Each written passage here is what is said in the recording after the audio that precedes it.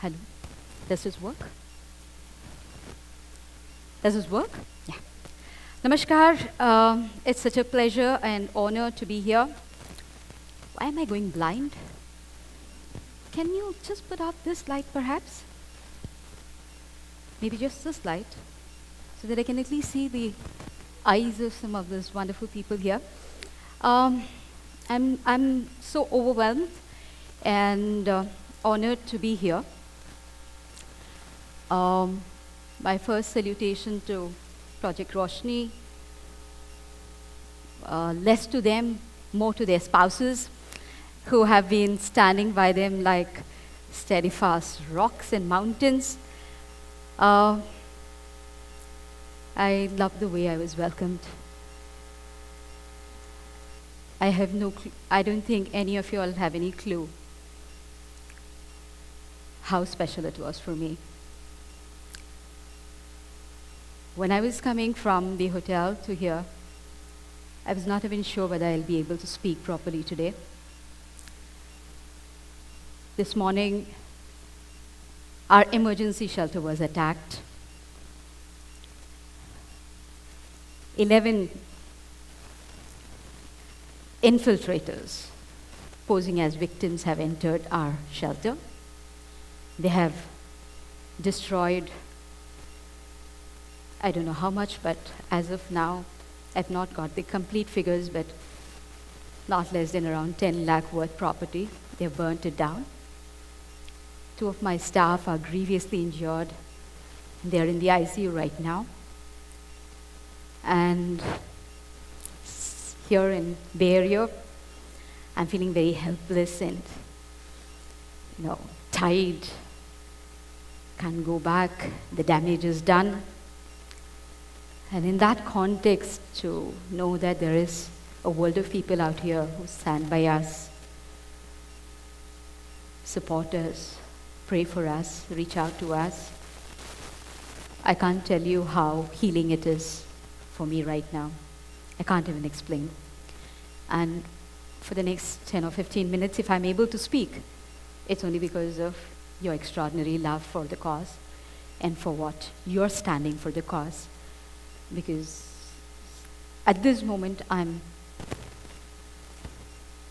it's becoming more and more difficult by the evening to even put up a pretense of being happy, because so much is happening back there. More than 30 policemen are guarding the place and things like that. The world of human trafficking and the world that I work in has multiple layers. It is a very complicated, organized crime.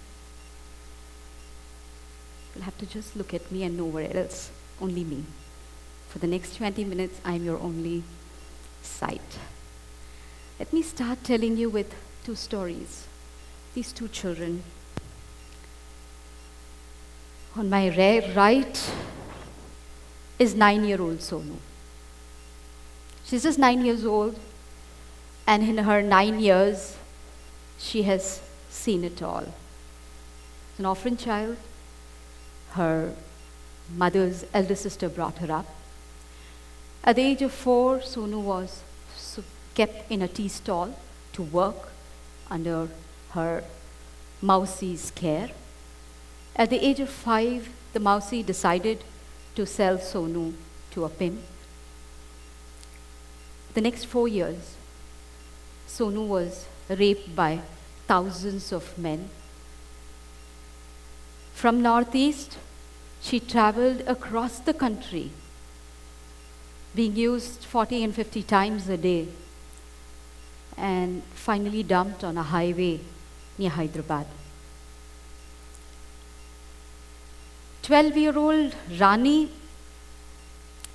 belongs to a very poor family in Odisha, in Kandhamal district. Her father deserted them very early, so mother was looking after the family and things like that. There was a lot of economic issues that Rani faced on a day-to-day basis. So when this neighbor lady came and told the mother that there was this nice job that Rani can work as a caretaker to a child, the mother was very happy to send Rani with this woman. Rani left with this woman, and when they were traveling after 2 days, in the night she heard a phone call that this woman was speaking to somebody else. And she heard the phone call, she realized that this is something fishy. Because this woman was saying that, "Acha fresh mal mila hai," and talking in a thing which was very, very uncomfortable for Rani. She was immediately on the alert. She was in love with a boy in her village, a 22-year-old boy. So she called him up. She says, "मुझे लगता है कहीं मुझे बेचने वाले हैं. Something wrong that's going to happen to me. Can you come and save me?" And that man, knight in shining armor, rushed and saved Rani and then sold her back to a third party. That boy and this lady were part of the same gang who had come to the village. They were spotting people, and they had plan A and plan B already ready. If this doesn't work, the next channel would be to entrap her through love, and then she would elope. So this way or that way she would have gone. We got to know about Rani too late. By the time we reached, she had already been raped thousands times over 8 months in Delhi red light area. I'm telling you stories of young children as young as 9 and 12 who have been sold for prostitution. One of the worst forms of human trafficking. Although trafficking happens for various purposes, it happens for the purposes of labor, it happens for the purposes of beggary, for organ trade, for domestic work, for circus, and sometimes also in the name of adoption. But one of the worst forms of trafficking that kind of destroys the body, mind, and soul of a person is sex trafficking. Every 10 minutes, a human being across the globe is sold for prostitution. The youngest child that I have rescued from hardcore prostitution is 3 years old. That is the age from which human beings have demand to have sex. In India, estimated reported numbers, which essentially means that for one case that is reported, there is 20 cases that are never reported. 3 million women and children are sold, of which 45% are children. I'm talking about India for you to understand the Indian situation, but please also understand it is not an Indian problem. It's a global problem. Trafficking happens here in Bay Area too. Trafficking happens practically across the United States. In fact, United States is one of the biggest consumers in the world for child pornography, where children as young as 1 year and 2 years are used for pornography. It is not just about the red light areas. It's not just about, having those lanes full of human cattle available for sale. It happens in houses, hotels, restaurants, anywhere and everywhere. But what is the journey of these victims? One of the biggest challenge that people like me go through is not just the mafia. Mafia is a problem. They have attacked my organization this morning. They have brought my shelter down with so much of great difficulty. You can't even imagine the amount of sleepless nights I have had in the last 1 year trying to construct this shelter. And now that shelter has been burned down, it takes really, it's really difficult to digest. That is there. The criminals and the criminal syndicates are already your big challenge. But bigger challenge is the mindset mindset of all of us. We think this is a social problem. We think it is about them, it doesn't happen to us. We think we are holier than thou. And they're all the defiled, characterless women who want to just sell their bodies. I really don't know what will come out of this session today. But one thing I want to be dead sure, 100% sure, for all the voices that I represent back home and across the world, when you leave this hall today, you would be a little more compassionate about a victim. And that is why I would like to take you on a very, very short journey of what a victim goes through. Why does she become what she becomes when you rescue her and bring her out? Most victims start from an optionless background. And when we say optionlessness, kindly understand, optionlessness is not just about poverty. If there is poverty related to economic deprivation, there is also poverty of the mind related to breaking of value systems, breaking of family structures, having severe emotional deficit. That is also as optionless as a starving person. And therefore, it is so foolish. It is actually so foolish to think that my daughter, my child, my near and dear one is very safe. It's only that poor Dalit girl, or that tribal girl, or that Hispanic girl, or that Mexican girl who will get trafficked. We are safe. The last few years, thanks to technology, nobody is safe. Today, even middle-class girls can get trafficked.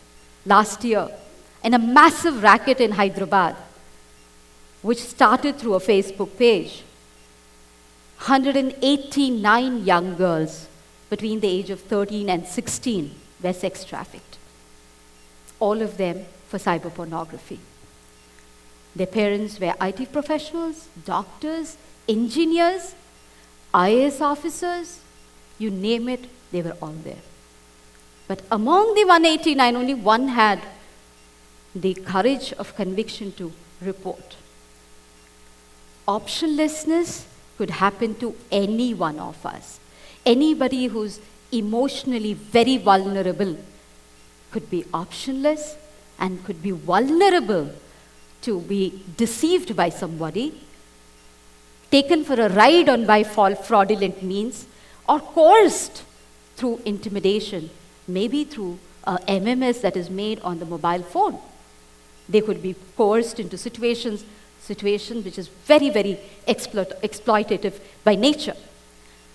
Most young girls, especially between 10 and 14 years, when they are trafficked, they don't know what they are getting into.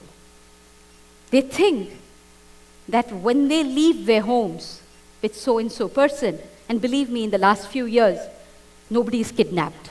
Everybody is very psychologically, very smoothly maneuvered and manipulated in situations. So on the journey, the person has absolutely no realization this is what she's getting at. It's only when she reaches the destination that she realizes what she is in for. It's only when she reaches there, she realizes that there is no job, there's no love, there is no modeling, there's no film role. She has to sleep with 40 men a day. I've been doing this work for the last 25 years. I've rescued over 17,000 girls, children and women. I haven't met a single child, single woman, single girl who said, when they took her there and they said, you have to sleep with 10 men a day, she said, okay, fine, this job is not there, I will do that job. Each and every girl will resist.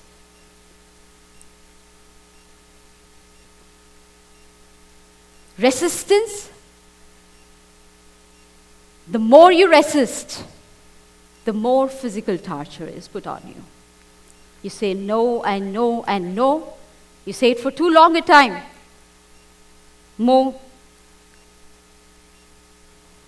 and more you are subjected to physical pain. This young girl, I'm just hoping that he's going with me. This young girl resisted too much, and they just put acid on her face.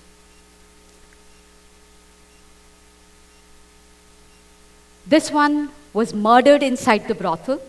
This picture is taken from the mobile phone of another girl. She said no too much, and so they just killed her. No clue where she was disposed of. But most of the others would not be tortured so badly, but stories of such tortures will be told to them. One young child told us, a 9-year-old child, whom we rescued from Baina, Goa, that they took a blade and kept cutting it on the side here till she said, "Stop, I'll do what you want me to do." Another girl told us that she was kept in a room with a snake for 8 days, beaten black and blue everywhere except for her vagina, till she said, "Okay, I'll do what you want." Most of the girls, hearing such stories, under such absolute hostile conditions, say yes. When they say yes, they don't know what they are saying yes to. They think, let me just say yes now and get out of this physical pain and torture. They don't realize when they say yes, they are saying yes to a lifetime of pain and torture. Because prostitution, sex trade, flesh trade is about multiple exploitation. There are 5 or 6 or 7 people ruling your body. Your body is controlled by 5 or 6 people. There's a pimp, there's a brothel keeper, there's a financer, there's a gunda, and then there, of course, the customer who buys your body. So there is not this person who says, today is Dashami, today is Vijay Dashami, or today is Diwali, I want to take a daily, weekly off. I want to take a holiday for festival. You like it, you don't like it. You have to sleep with 40 men a day. Targets are fixed. 40, 50, 60. Only if you have sex with that many number of people, the revenue can be increased. You can't say that I have my periods, so allow me to rest for a while. You can't say, maybe I'm pregnant. Allow me to rest for a while. You like it, you don't like it. You have to have sex with so many men. What is the profile of the men who are coming? Are these men who are coming to have some kind of an accountable relationship with you? Are these men who want to get up in the morning and say, "Hi, Jan, how are you? Would you like to have a cup of tea?" No. These are men who are buying your body for 1 hour or 2 hours or for 1 day. That's about it. And therefore, they think anything can be done with this body. The girl, the person who's a victim has no choice. If he says, "I want to put chili powder in your vagina," she has to agree to it. Each one of the 17,000 girls that I have rescued have told us stories of men putting chili powder in the vagina, cutting them with blade, belting them with a whip, hitting them hard. There are, I believe, Indian men, which I've heard only in India so much. Practically 76% of our girls suffer from traumatic brain injuries, which has come because the customer keeps banging the head of the girl on the bedpost while having sex. This is the profile of sex trade that the world needs to understand. The girl doesn't know when she says yes that this is the level of multiple exploitation that she is going to be subjected to. And her tragedy is hardly 7% of these women and children get ever rescued. Hardly 7% of them. But what do they get? Is our attitude. We think this is such a lucrative business. We think, wow, she must be liking this. She's kind of addicted to, easy money. She wants luxuries, and that's why she's doing it. Believe me, it's very, very, very lucrative. Extremely lucrative business. But not for the victim, for the pimps, for the brothel keeper, for the goons, for the entire trafficking network. It is extremely lucrative, low investment, high profit. But for the victim, it's about a whole world of bonuses. For the victim, it's about the 100 sexually transmitted diseases that she may get in her body. It's about the RTIs, the reproductive tract infections that she might get, the cervical damages that she might get. It is about a whole body that is torn. And one of the things that she gets as a bonus lottery is that she could be addicted. She could be alcoholic. She could be a substance abuser. How else is she going to sleep with 40 men a day, every day, for 365 days by being sane? And therefore, the whole world of bonuses that she gets is a world of health hazards, a whole lot of things that completely tears her from inside out. A girl comes in, day 1. She resists. She says, I want to leave. Day 2, she resists. Day 4, she resists. Day 5, she realizes, no point. If I'm going to run away, these people are going to bring me back here. Maybe the police will arrest me like they do in United States. I understand even children are arrested for prostitution. Who will come and bail them? The pimp will come and bail them. So again, you'll come back here. If you come outside, your family will not accept you. Your society will not accept you. Meaning, how many states in the country, in our own country, India, have even a rehabilitation policy in place? So what are we offering for these people to come out? Nothing. Day 6, she says, okay, I will be here. And then she starts surviving in that world of exploitation. She starts normalizing the experience of being exploited. So much so that she believes having 40 men for sex every day is perfectly normal. Getting beaten up by customers, the police, and being defiled every day is absolutely okay. She starts surviving in that world of exploitation. When she is settled down, she's now nice, because now to survive, if I have to keep fighting with my pimp, if I have to keep fighting with my brothel keeper, they're not going to be nice to me. They'll send the worst kind of customers to me. And therefore, I will make the pimp as my man. He'll become my boyfriend. I'll make this brothel keeper as my mausi or my didi or my akka or something like that. She starts slowly settling down here.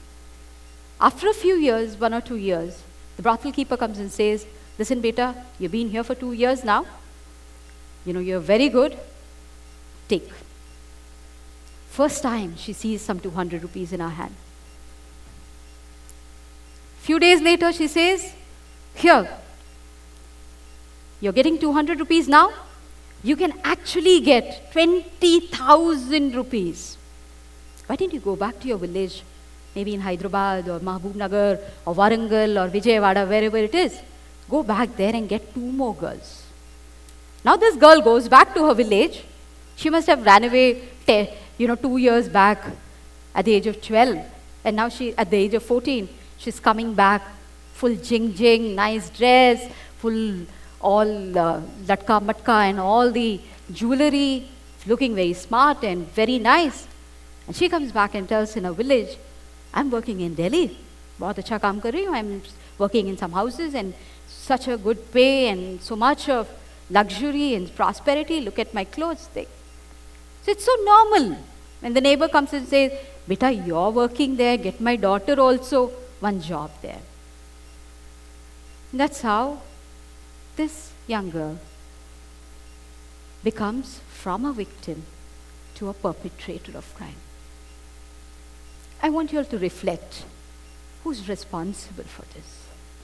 Who's responsible for Sonus, Ranis, Lakshmis, and so many others who start off as victims and slowly progress to become perpetrators of crime? Few years later, this girl says, why am I supplying girls to this lady? I will as well start my own outfit.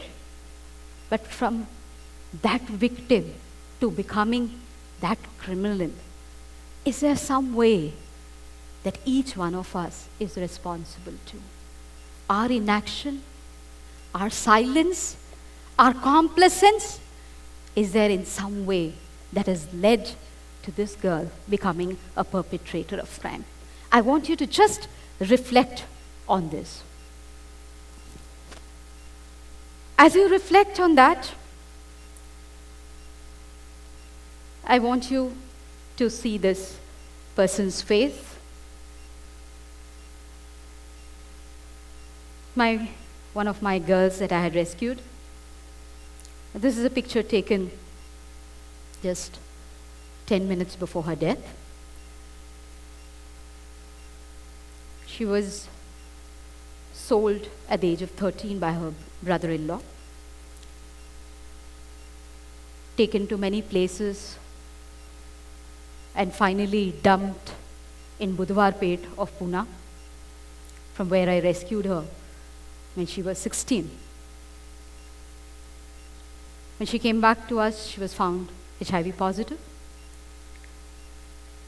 She already had some 8 or 9 multiple abortions, unhygienically done, so she was all torn inside. She was a physical wreck. By the age of 19, she was already sinking, and she died at the age of 19. Just 20 minutes before her death, she told the doctor that she wanted to see me. At that time, and few of Srinivas is here, Padma is here, Lalita is here, and few of them who have visited me, Sumana is here, who visited me in my office. I was located just behind Charminar bus stand till around 3.5 months back. And Charminar bus stand is around 10 minutes from Osmania General Hospital, where the girl was admitted. So usually, I don't meet anybody before death. It's not my practice at all, because for whatever unknown reason, God has been very kind and has blessed me that I cremate every dead body of the children and women that I rescued who have died in my shelter.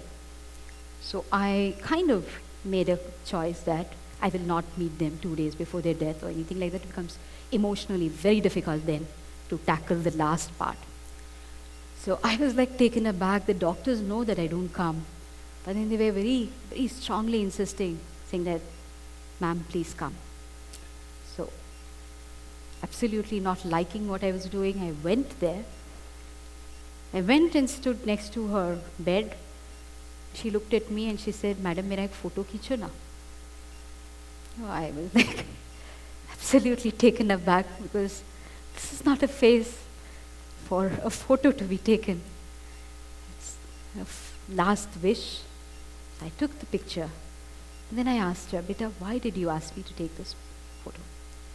She said, ma'am, आप बहुत जगह जाते हो. You travel worldwide. You talk to hundreds and thousands of people across the world. Everywhere you go, please show my photograph to everybody. Please tell them what is the damages of prostitution, how prostitution destroys a person so that no other girl will have a fate like mine. As a tribute to her life, I take this picture everywhere. She's my greatest inspiration. I don't know how many of us can be this generous. The last minute of our lives, that moment you know you're going to the grave next, and then you're saying, my life should be a message to somebody else. That is the extraordinary generosity of spirit that I have seen in these girls. And I want you to reflect on that. Reflect on how much are we generous about our lives, about the moments that we have, about what we give and what we take. It is in this world of hell that I work every day. I work in a world where victims have no trust, no self-esteem, no self-worth, suffer from huge world of post-traumatic stress disorders, suffer from substance abuse, alcohol abuse. So it's like a very, funny situation that we go through. Any other form of trafficking, labor trafficking, trafficking for circus, trafficking for beggary, trafficking for organ trade, trafficking in the name of adoption, you can identify the victim. And when you go for a rescue, the victim will say, yes, I want to be rescued, please take me out. In this world, you have a situation when you go for a rescue, the victim actually beats you up, spits on your face, and says, no, I don't want to come with you. That is the world of distrust and broken identities that I work with on a day-to-day basis. A world which has normalized the experience of exploitation. So for most of us who work in the sector, it takes minimum of 1 year to restore some kind of hope, some kind of dignity in the lives of these children and these women. As an organization, and I'm hoping that I will be showing you an 8-minute film about the organization. As an organization, when we started with a small learning center for children of prostitutes. We started with around 5 children. Today, we are educating more than 8,400 children in our 18 transition centers that we are running. We also run huge prevention programs. We talk to school students, college students, men, women, slums, villages, colleges, anywhere, everywhere. And we started some very unique campaigns like, it's called Swaraksha. Are you just going with me? Are we together? I'm sorry. Okay, you have to go just a little further. So just follow my hand as I'm clicking here. Is that okay? You're able to see me?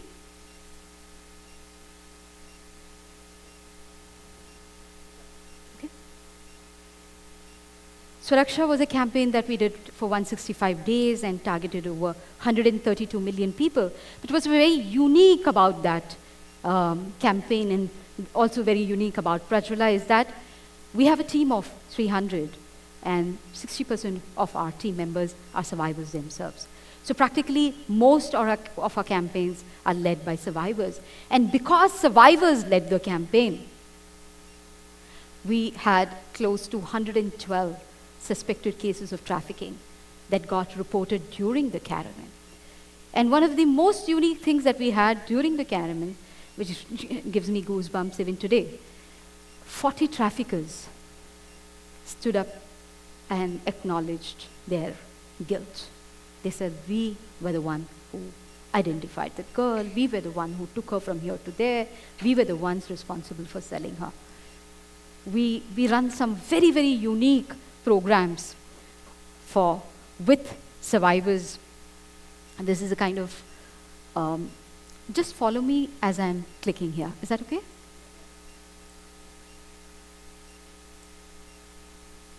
Of course, prevention, there's no compromise for prevention. But it is also a fact that 3 million women and children are inside those hellholes. Our, our unique intervention and our claim to fame, as I would say, is our rescue program. We are one of the very few organizations in the country which works with the police day in and day out, going into brothels, rescuing women and children out of those places.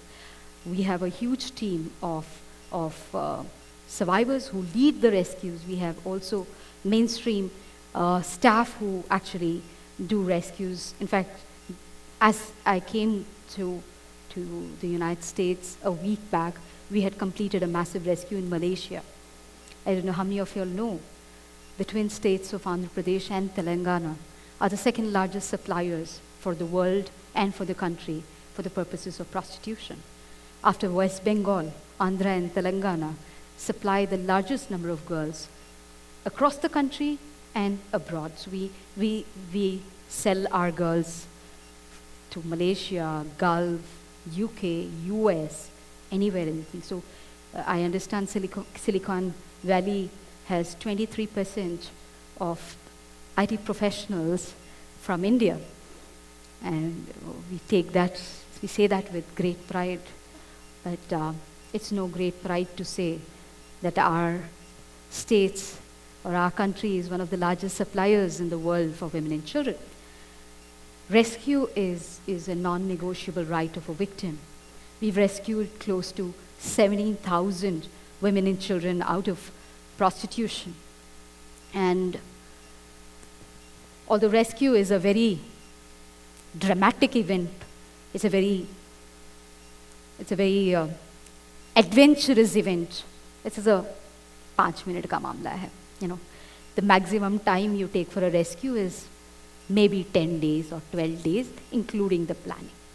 The exact rescue will last only for half an hour. That's about it. You may plan it for 10 days, but the exact one, because most rescues are done in hellholes. Hellholes are really hellholes. If you go to a brothel in Delhi or Mumbai, you'll realize that there are false basements, there are closets, false water tanks, false kitchen cabinets. Children, as soon as a rescue starts somewhere, automatically, information gets leaked out, because an organized crime like sex trafficking, which is the third largest organized crime, cannot survive or sustain without the connivance of active people in the system. So information leaks. So immediately as the information leaks, children are all hidden. They're all hidden under the basement or water tanks or in false commodes. So if you want to do a rescue and you want to stay there for eternity, there are 100 girls inside. And you say, no, I want to take out all the 100 girls. And you want to drag the rescue, at least some of them will die out of not getting enough air to breathe, because children are hidden inside all these places. So rescue is a very dramatic activity. It's a very adventurous activity. But it is just a small activity. The real challenge is post-rescue. You rescue a person, how do you bring them back to mainstream life?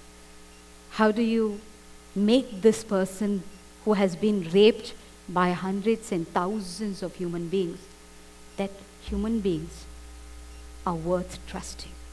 How do you make this person believe there is dignity possible? It's a whole lot of journey. So the kind of facilities that we run are therapeutic in nature. There's a lot of psychological, spiritual components that we do, medical care, health care. But the most tangible one is, of course, the economic rehabilitation that we do. We work with corporates. In fact, our slogan with the corporates in India is, don't give us money, give us jobs. So we have trained young girls as camera assistants. This is the kind of the first safe shelters that we started.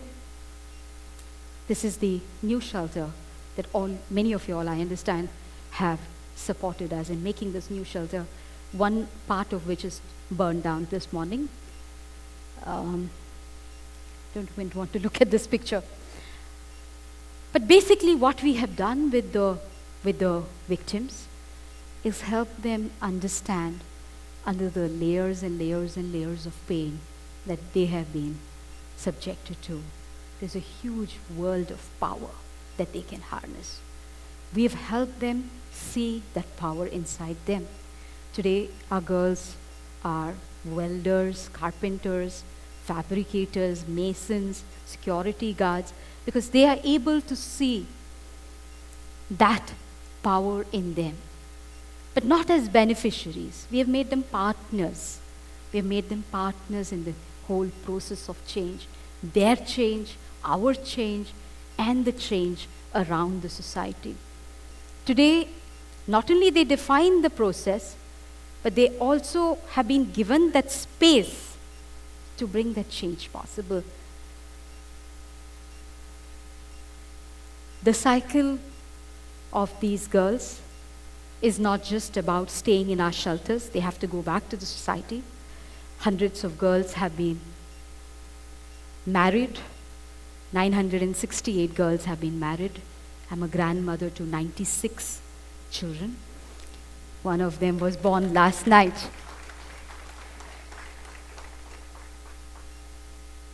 But all this brings us to each one of us here. How do we respond? What is it that we need to do? I ask only 3 things of you. Can we break our silence about this issue? And when I say breaking the silence, I'm not saying about putting up a play or having a seminar or going for a talk on human trafficking. Can we break that silence which is within us, inside us, in our small domains? When a daughter, when a sister, when a near and dear one inside our family gets sexually abused, and we choose to remain silent, in our silence, we are creating an enabling environment for that perpetrator to flourish. He thinks, today I've done this to my daughter, today I've done this to my sister, today I've done this to my dear friend. Nobody did anything. I can do it with anybody outside there. So when I say break the silence, I'm saying break the silence from inside you. That breaking of the silence should be giving you the strength of conviction to speak up when it is required, to stand up and say, no, this is not done in my personal domain. Not about what is happening in India, in Hyderabad, or in Nepal or Bangladesh, in my own personal world. Can we break that silence? Can we break that sense of complacency that all of us go through? Oh my God, such a big problem. 3 million women and children in India alone. 18 million worldwide. What am I? I'm just a small fry. I'm just a doctor. I'm just an IT professional. I'm just a teacher. What can I do? I always say this. Please don't break your head on the 20,000 ways that you cannot do it. Please apply your mind on that one way that you can do it. Project Roshni is that one example of these wonderful ladies who said, no, I will take that one step in my comfort zone, in my own little framework, with all my limitations. I have a family, I have husband, I have children. In all those limitations, I will take that one step. Maybe to reach out, maybe to speak, maybe to volunteer, maybe to just stand up for somebody like me. If I'm getting beaten up there, even 10 of you all stand up and say, no, it's not done. We stand for her. When some human being in this country barges, brags and brags about sexual crimes, sexual assaults, and sexual harassment, and we remain mute spectators. So sad, huh? These fellows are all talking so badly. We don't have even the strength of conviction to stand up and say, no, this is not done. This language is not accepted. This attitude is not accepted. Can we make that one tweet? We tweet for every silly thing, right? We make Facebook posts for every silly thing. Can we make a Facebook post or a Twitter or a tweet or anything that is possible in our limited frameworks, in our comfort zone, to say that I am responding. I'm taking that first action inside me. But more than anything else, please break your tolerance for this crime. 5 centimeter land somebody takes of you. Your relative takes away 5 centimeter of land. You go up to the Supreme Court. You fight it out. A 3-year-old child is raped. A 10-year-old girl is gang raped multiple times. We'll look at the newspaper and just say, oh my God, that's it. Somewhere we've started tolerating such crimes. Somewhere we are starting getting used to such crimes. We are intolerant for so many things. Somebody puts one janda from here to here, we become very intolerant. Somebody takes away a piece of our land, we become very intolerant. But when our women and children are raped and defiled, we are very, very tolerant. We need to become intolerant. We need to become intolerant and create a zero-tolerant world which says no woman, no child will be violated. We need to respond. We need to respond for all these children. Today, they are no more there. They have died of diseases for no fault of theirs. We need to respond because no child, no woman, no human being deserves what these children have gone through. Thank you so much.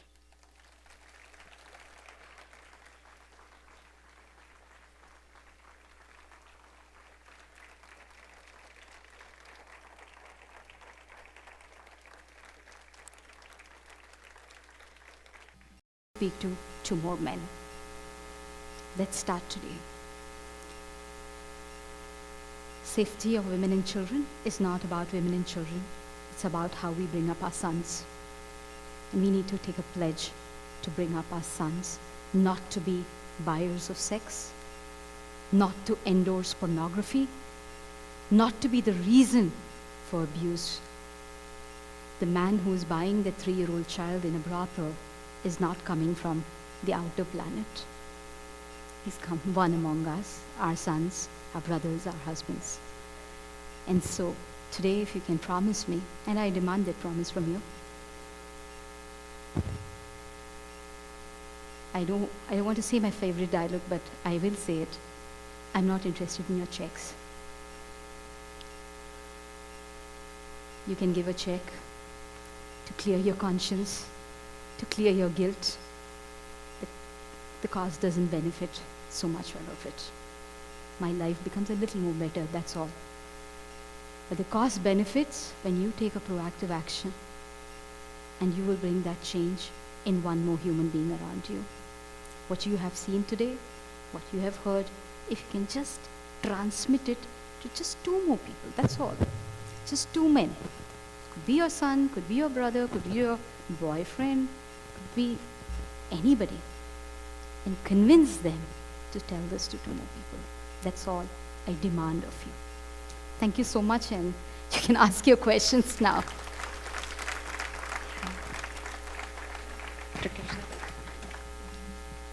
So we are the moderators for the Q&A session this evening. We sent notepads around and have a bunch of your questions up here with us. So if you'd be kind enough, first of all, I'd like to say how, I can't imagine how hard it must be for you to be here after having seen that beautiful campus and to know that some of that isn't there anymore out of events just this morning. Thank you so much for being here and for talking to us with so much passion. Can we have the lights, please? Because I want to see the person who has asked the question.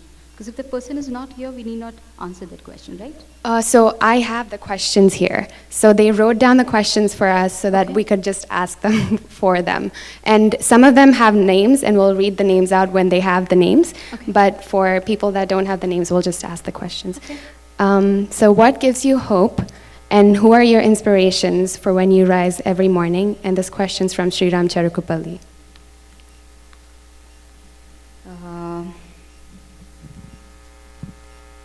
My children give me hope. Smile on their faces give me hope. For me, it's everyday miracle. Again, I say this again and again because I'm so humbled that God has chosen me to do what I'm doing, and I think I'm a blessed person because I don't think you have the blessing, same blessing as I do. I see these children every day in my life. I always think that this is a child who has no reason to have trust in anybody. This is a child who has been betrayed so many times by the world. Thousands have raped her. Yet she has the generosity to forgive humanity. She has the generosity to have trust in another human being like me and embrace hope. And she smiles. And you've seen my children now on the screen. That's why I wanted the film to be shown before the Q&A. They're so much filled with life. They're so much filled with love. They're so much filled with, the ability to give. When I see that, it rejuvenates me again and again, again and again. I think just 1 second with them can give me a whole lot of new lease of life for my lifetime. I haven't taken a break for the last 20 years. I haven't taken a Sunday for the last 20 years, leave alone a vacation. What keeps me going are these little ones and these young girls. I see their magic. I hope one day all of you also will be able to see that magic. Thank you.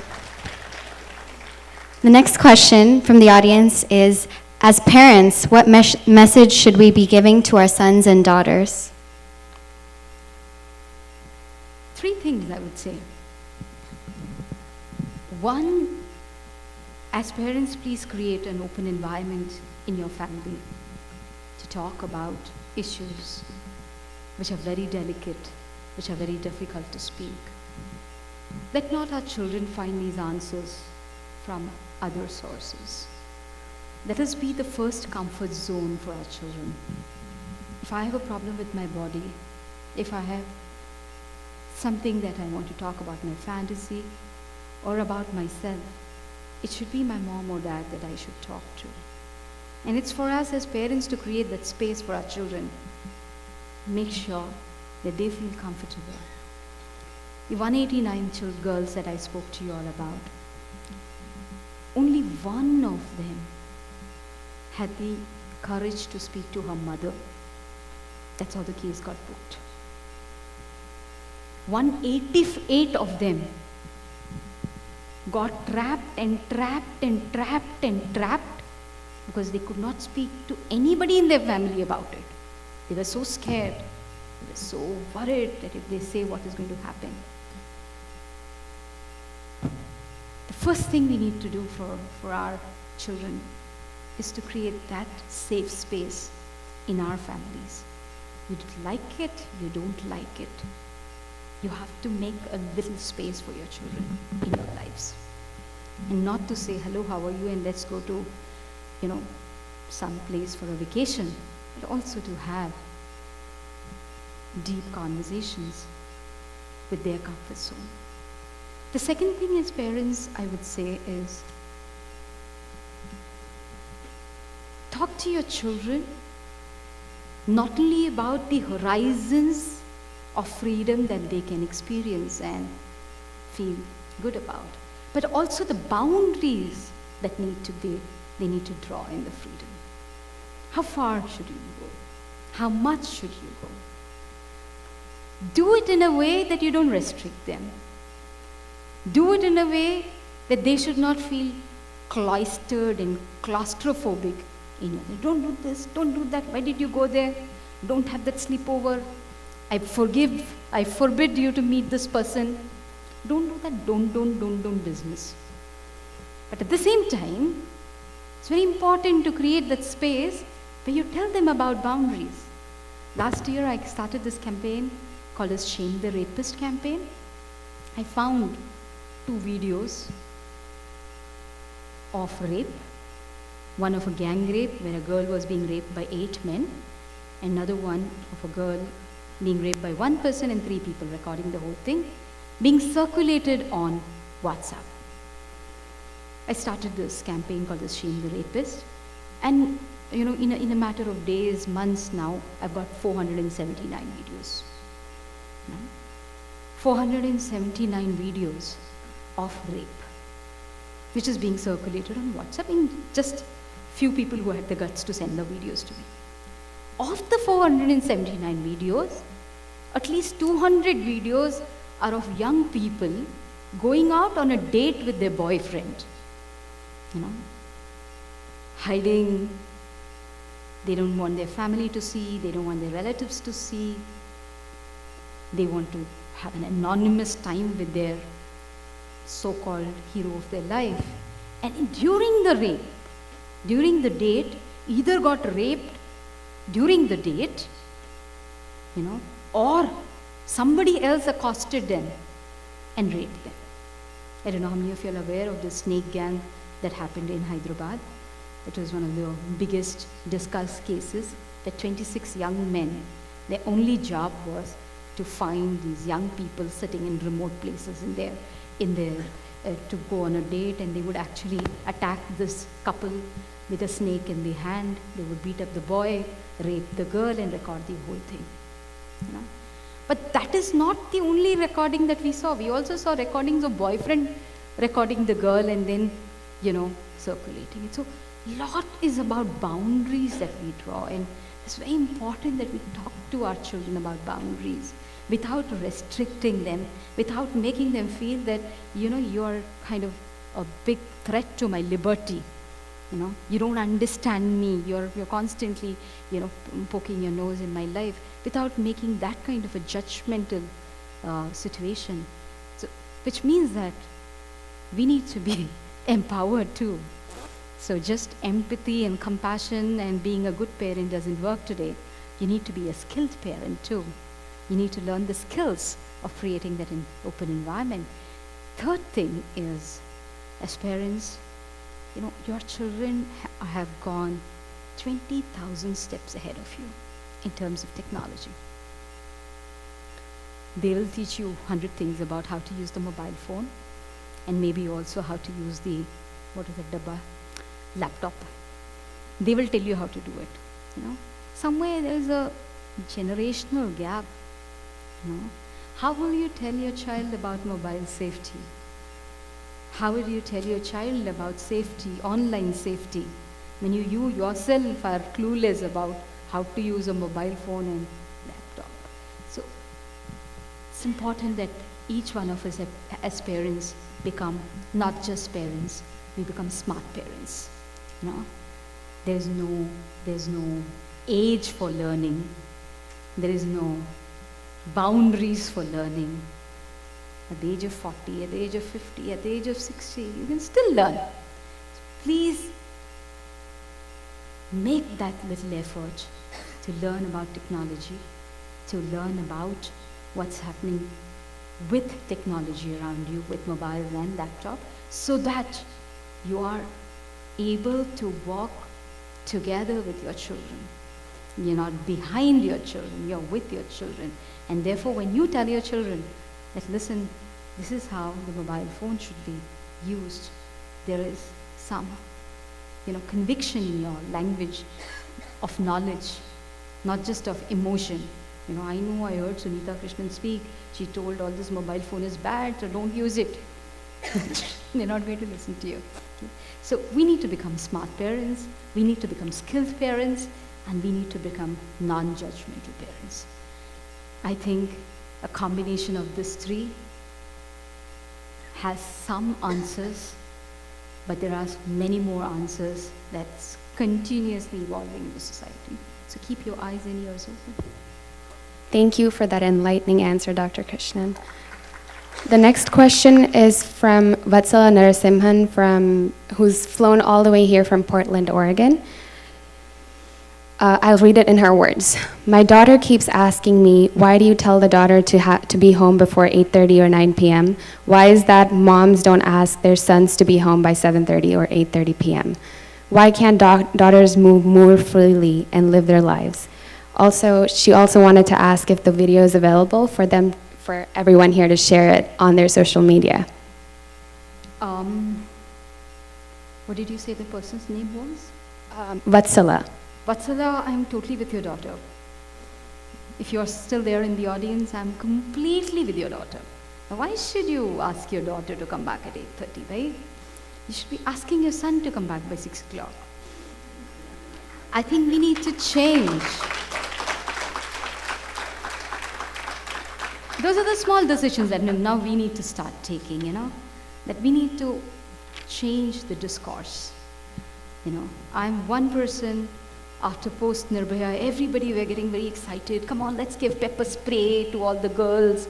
Let's teach them taekwondo and karate and what all funny things children will have to learn. Just imagine, every moment of your life we have to keep looking behind. Who's going to come and attack me? So on, let me take out my pepper spray and hit them back. What are we teaching our daughters? Be scared. Be alert. Keep looking who's a rapist around you. Every man is a rapist. Is that what we want to teach our children? Is that what we want to teach our daughters? I would say let's start changing the culture.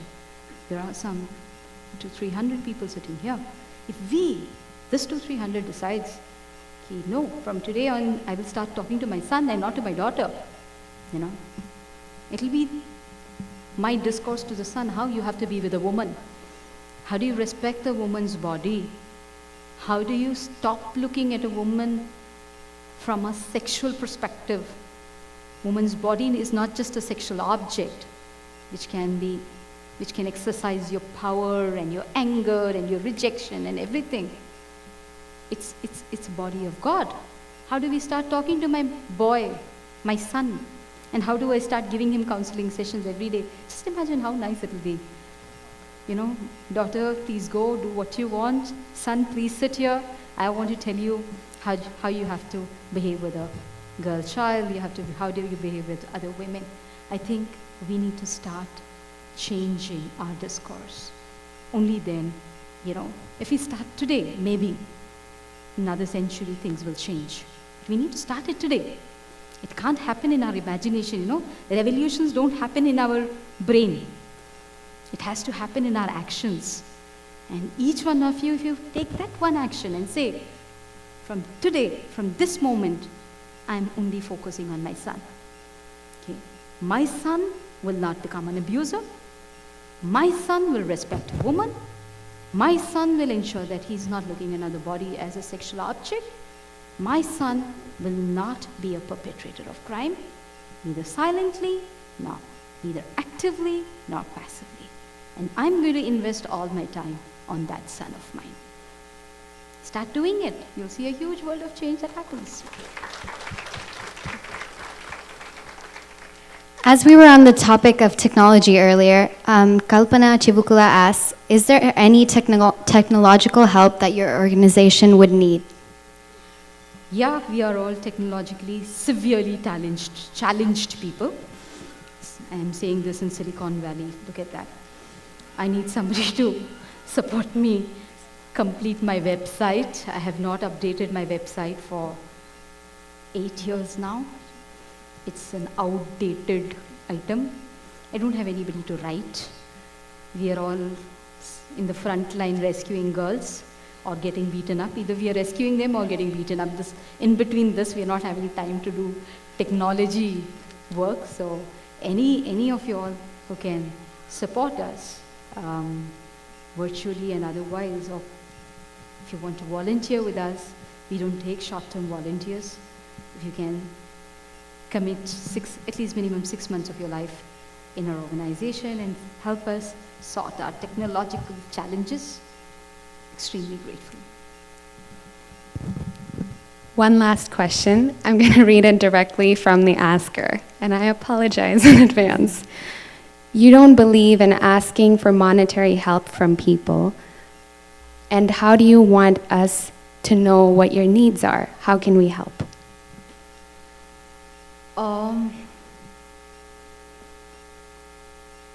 I'm not saying I don't need money, but that's not the biggest need of my life. My biggest need of my life is that each one of you can awaken within yourself. If you can do that, I think a lot of things get sorted out by itself. Money is just a vehicle to reach there. Every time I have had a financial crisis, and I have it every day in my life, because I need $100,000 every month to run my organization. I have 300 staff. Thousands are living, meaning the residents, we have to feed them, we have to clothe them, we have to cremate them, they are born, they die, the whole cycle goes on. So it's not that we don't need it, we need it every day, but that is not the need of the hour. When I come here, I'm not looking for that, because I'm a very selfish person. I know how checks can be written, signed, and forgotten. Oh, Sunita Krishnan has spoken now, we have to write the check, 50,000, let's finish it off. Matter is closed. I don't want you for a day or for a moment. I need you for a lifetime. And because of that, I want you to be awakened from inside. When you're awakened from inside, you will be my supporter, you will be the supporter of my cause for a lifetime. You may support Prajwala, you may support Free the Slaves in US, you may support My Fair Girls in DC, you will support any organization that is fighting this cause, not just Prajwala. Prajwala is one of the 100 vehicles to fight this cause. We are one. There are many in the US too. And it would be, absolutely fantastic if each one of you all can identify the local organization in your counties and in your places which is doing similar work. One of the most painful statement I heard many years back, after which I took a decision that I will not do any active fundraising anytime that I travel. I met this young survivor in DC. Her name is Courtney, and she runs this organization called as Courtney's House. She's a survivor of sex trafficking. She was sold at the age of 9. She escaped from that world of slavery at the age of 19 and now runs this place. And then we were talking, and then she says, "Sunita, you're so lucky." I said, just looking at her, "What is so lucky about me?" She said, "Oh, you're in India. Thank God you're in India." I said, "What's so great about India that I'm lucky to be there?" She says, everybody in America thinks trafficking only happens in India and Bangladesh and Nepal. They don't think it happens happening in the US. Nobody wants to give us even $1 because they think it's all about India and Bangladesh. So lucky that you're there, you're getting the funds, we don't get it. It's a very sad thing to say. It's a very sad thing to hear. And I feel nobody should be in that situation, and all of us need to change it. We need to start supporting local organizations, people in our own counties, in our own district, or our own provinces, wherever we are. Anybody who's doing this kind of work, we need to stand up and give that support for them. And I'm sure when the world is browsing for good organization which is doing this kind of work, my name also will be there somewhere, right? So I will also be selected by at least one of you all to give some funds. So that way I'll get my money, don't worry. Thank you so much for all your time and your patience.